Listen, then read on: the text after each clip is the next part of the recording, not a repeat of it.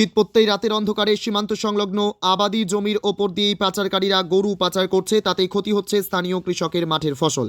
এতে ক্ষুব্ধ হলদিবাড়ি ব্লকের হেমকুমারী গ্রাম পঞ্চায়েতের অধীন সিপাইপাড়া গ্রামের কৃষকরা বাধ্য হয়ে ব্রহ্মপুত্র বিএসএফ ক্যাম্পে গিয়ে বিক্ষোভ প্রদর্শন করে ক্ষতিগ্রস্ত কৃষকরা। যদিও বিএসএফ এর তরফে সীমান্ত এলাকার নিরাপত্তা জোরদার করার আশ্বাস দেওয়া হয়েছে, স্থানীয়রা কৃষকরা বলেন এলাকায় প্রায় সব জমিতে টমেটো, লঙ্কা, সরিষা, আলু, ভুট্টা লাগানো হয়েছে।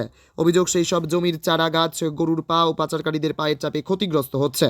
আমরা চাইছি পাচারকারীদের দৌরাত্ম্য বন্ধ করা হোক। 1 কেজি কালার বেশি দাম 300 টাকা। এইবার লঙ্কা চারা এইবার তো নাই, এমন সময় লঙ্কা গরু নিয়ে না না, এটা তো বেলা কি গেলে আছে। ওহো এ তো দাও যাচ্ছি এটাকে নিয়ে। সকালবেলা একদম ভালোভাবে ছিল। আর ক্যাম্পের নাম হলো ব্রহ্মপুত্র ক্যাম্প থেকে 50 মিনিটের পাশে। আর ক্যাম্পের নাম হলো ব্রহ্মপুত্র ক্যাম্প থেকে 50 মিনিটের পাশে।